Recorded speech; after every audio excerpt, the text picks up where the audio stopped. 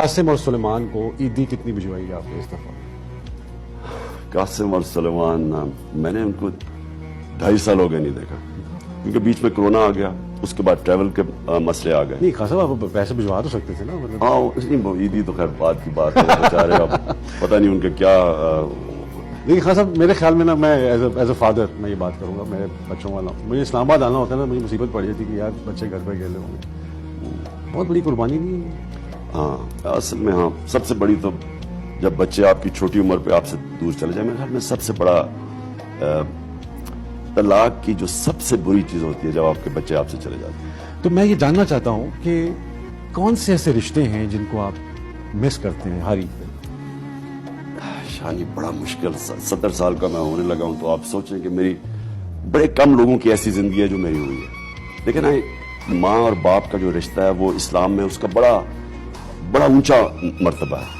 اور میں یہ جو دیکھتا ہوں، یہ جو ویسٹرن کلچر کے اندر ایک بہت بڑی، کیونکہ میں نے دونوں کلچر دیکھا نا، ویسٹرن جو ویسٹ کلچر کے اندر جو ایک بہت بڑا ظلم ہے اور ہمیں نقصان پہنچے گا، انہوں نے ماں باپ کا رشتے کو ڈی گریڈ کر دیا. اور وہ آپ کارٹونز دیکھیں بچوں کے، ماں باپ اسی طرح کوئی تمیز نہیں ہے یعنی بچوں کے اندر. میں جب شروع میں انگلینڈ گیا تو میں بھی بڑا حیران ہو گیا کہ ٹیچر سے فرسٹ نیم پہ بات کرتے ہیں، باپ سے فرسٹ نیم، باپ کو. تو یہ بڑی ان کے کلچر کی کمزوری ہے. میں وجہ بتاتا ہوں. دیکھیں ماں باپ کا کیوں قرآن میں کہا ہوا ہے کہ بڑا اونچا رشتہ ہے؟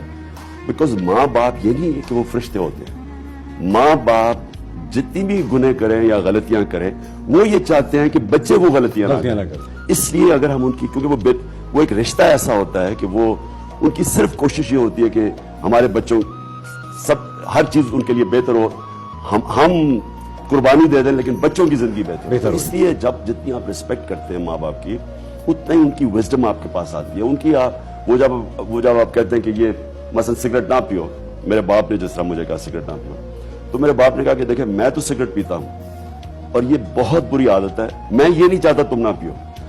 یہ نہیں کہ باپ فرشتہ ہے لیکن وہ اپنے بچوں کے لیے ایک بہتر زندگی چاہتا ہے. تو میں یہ چاہتا ہوں کہ کون سی ایسی ڈش ہے جو آپ عید پہ ایسی مس کرتے ہو، کچھ آپ کہیں یار مجھے وہ علی کبھی، بیکاز آپ ایک آزاد آدمی ہیں. ہاں صاحب آپ کو میں نے شکار کھیلتے ہوئے دیکھا ہے پہاڑوں پہ ادھر ادھر.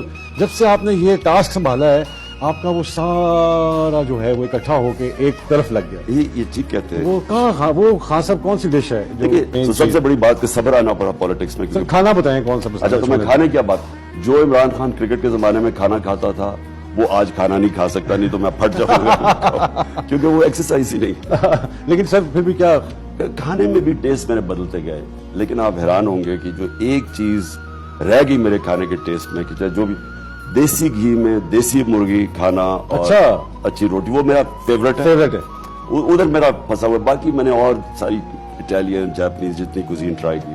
لیکن میں ویسے ہی پوچھنا چاہ رہا ہوں کہ مطلب دیسی مرغی تو آپ نے بہت سے ہاتھوں کی کھائی ہے. میں یہ پوچھنا چاہ رہا ہوں کہ دونوں بھابھیوں میں سے، ایک وہاں ہیں بھابھی یہاں ہیں، دونوں بھابھیوں میں سے کون سے اچھا کھانا پکاتی ہیں دیسی مرغی؟ آپ نے یہ نہیں پوچھا کہ تین کیوں نہیں کہا، میں نے پوچھے میرے سے. بشرا بیگم کا کوئی مقابلہ ہی نہیں کر سکتا جس طرح وہ کھانا بناتی. اچھا کوئی بھی نہیں کر سکتا. لیکن آپ نے میں نے کبھی بھی اتنا اچھا کھانا نہیں کھایا جو وہ بناتی ہے. ارے واہ.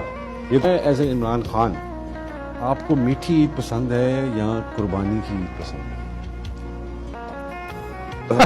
وہ اب میں پھر اب بات کرکٹ کھیلنے والے عمران خان کو نہیں، میں آج کے عمران خان کو ان دنوں میں تو قربانی کی، کیونکہ وہ گوشت کھانے کا بڑا شوق تھا. اب اس ایج پہ عمران خان یہ عید زیادہ پسند، میٹھی والی عید پسند. اچھا خان صاحب ایک لائٹر نوٹ پہ،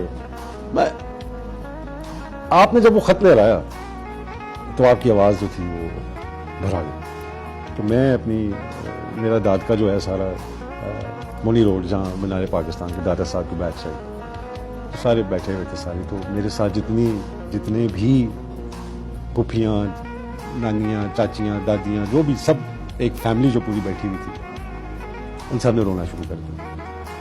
تو مجھے یہ لگا کہ یہ جو باقی لوگ اتنا بولتے ہیں یہ فضول بولتے ہیں اگر یہ سچ بولنے تو سچ کی جو آپ کی اس دن کی جو آواز تھی، آج یہ عوام میں آپ کو بتا رہا ہوں آپ کی اس آواز کو ابھی تک کانوں سے نہیں نکال سکتی. وہ کیا لمحہ تھا، کیا وہ پلیز ایکسپلین کریں گے؟ میں جاننا چاہ رہا ہوں کہ وہ ایز این ایکٹر میں جاننا چاہتا ہوں، کیونکہ میرے سامنے کھلی کتاب ہے ایموشنز.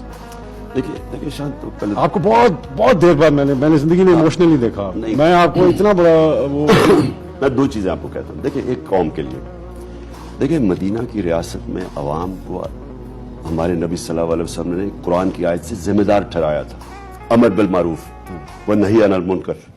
यानी उन्होंने ये कहा था, अल्लाह ने कुरान में ये, और जो नबी सल्लल्लाहु अलैहि वसल्लम मदीना की रियासत में लोगों को समझाया कि आपके ऊपर जिम्मेदारी है कि आप राय हक पे खड़े हो, सच के साथ खड़े हो, अच्छाई के साथ खड़े हो। और ये नहीं आपको कहा कि जब बुराई आप देखें तो आप चुप करके बैठ जाएं, आप बुराई के खिलाफ जिहाद करें।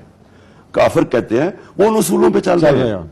इसलिए एक पहले ये, दूसरी चीज ये तो मुझे इसलिए उस दिन बड़ी तकलीफ थी क्योंकि मुझे पता चल गया था कि बैरूनी साजिश बाहर से फील हो गया था। नहीं, वो तो मेरे पास वो आ गया था, मेरे पास तो वो कागज आ गया था और वो पूरी साजिश चलनी शुरू हो गई। यहाँ सारे एक्टर्स, हमें तो पता था कौन क्या कर रहा है, मुझे तो एक एक का पता है जो साजिश में मुलव्वस था। और सिर्फ अफसोस की बात यह है कि 22 करोड़ लोगों की उनका इलेक्टेड प्राइम मिनिस्टर के अगेंस्ट धमकी देता है। एक गवर्नमेंट ऑफिशियल वहां बैठ के धमकी देता है हमारे एम्बेसडर को, अगर तुम इस प्राइम मिनिस्टर को नहीं हटाओगे तो हम ये कर देंगे, और अगर इसको हटा दोगे हम माफ कर देंगे। यानी जिस तरह हम पता नहीं कोई कमी है, कोई पता नहीं क्या है कि हमें माफ कर देंगे। तो आपकी हुकूमत में ऐसी साजिशें आपको पता चला? ऐसी साजिशें देखिए शान, दो किस्म की पॉलिटिक्स है। एक होता है कि आप पॉलिटिक्स में आपको हर वक्त जवाब देना पड़ता है, मसलन कि आपकी परफॉर्मेंस क्या उसके ऊपर जवाब दें, आपके मेरे पर करप्शन का केस आ गया मुझे जवाब देना पड़ता है। हमारा मसला ये है कि मेरा मुकाबला हुआ है माफियाज के साथ, और सबसे बड़ा माफिया शरीफ माफिया। इन्होंने जब से मैं पॉलिटिक्स शुरू की, खैर इन्होंने बेनजीर से भी यही किया था, उसकी तस्वीरें फेंकी जहाज से, उसकी और उसकी वालदा की। यह हमेशा पर्सनल लेवल पे अटैक करते हैं क्योंकि ये करते हैं करप्शन। इनकी करप्शन की कहानियां 35 साल से चल रही हैं। इनको जब कोई करप्शन के ऊपर करता है तो ये डाइवर्ट करते हैं, ये अटैक करते हैं जातियात पे। मुझे शुरू में इन्होंने पहले वो जमायमा मुसलमानों की यहाँ, उसको इन्होंने यहूदी लॉबी बना दिया और बड़ा ही बुरी कैंपेन उसके खिलाफ चलाई। वो बेचारी औरत मुसलमान हो गया उसको वो बेचारी, फिर उसके ऊपर इन्होंने केस कर दिया, एक झूठा केस कर दिया टाइल्स का कि जो एंटीक्स एक्सपोर्ट कर रही है पाकिस्तान से। यानी वो 1 साल मुल्क से बाहर रही उसका, जब तक, और 48 घंटे में पता चल गया, एक फोरेंसिक टेस्ट करवाते हैं, पता चल जाता है एंटीक है या नहीं है। वो टेस्ट आ गया, वो अदालत केस ही ना सुने, 1 साल उन्होंने उसको अदालत में। ब्रेक लेते सर, उस ब्रेक के बाद आते